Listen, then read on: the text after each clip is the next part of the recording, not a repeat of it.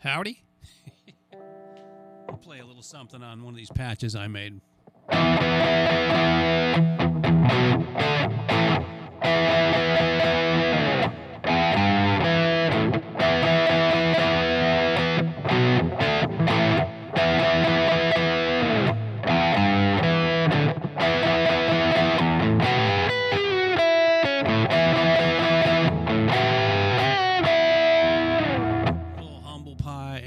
Leslie West mixed together. I'm going to turn this down. And get rid of the hum.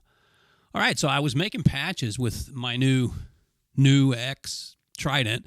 And as with making any patches, I started out on the wrong foot. The first thing I did was I started making cool sounding patches like through my amp and through my monitors. And they sounded groovy, man. They were like, lots of bass, and they were full, and they sounded awesome, and then they got in the mix with the band, and they sucked, and I was stepping on the bass and the kick. That's not a good thing. So my advice is this. This is where it happens. The PA. You get into your mixer, get into your actual speakers, and create your patches or use patches that are presets, whichever, and play them in the mix. Get your band together and say, okay, guys, here's what's going to happen. You guys are going to play and play and play while I make patches for my modeler. And that's not going to happen. So what you need to do is at least get some recordings of the band, something really good, and play it through the PA if you can.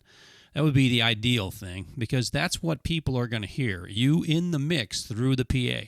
It might sound really cool when you're sitting there with your monitors and your headphones or whatever, and you make these groovy sounding patches, and then you get to the gig and you're like freaking out, twiddling knobs. How come this sounds like crap? People are saying my guitar sounds horrible.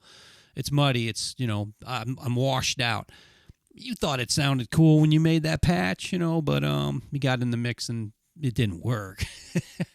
So that's my brilliant and wise advice, is to get your PA together, make your patches through that, preferably in the mix. Because even by themselves, through the PA isn't really what you're going to sound like when you're playing in the context of the whole band. So that is my sage advice for today. Thank you very much. See ya.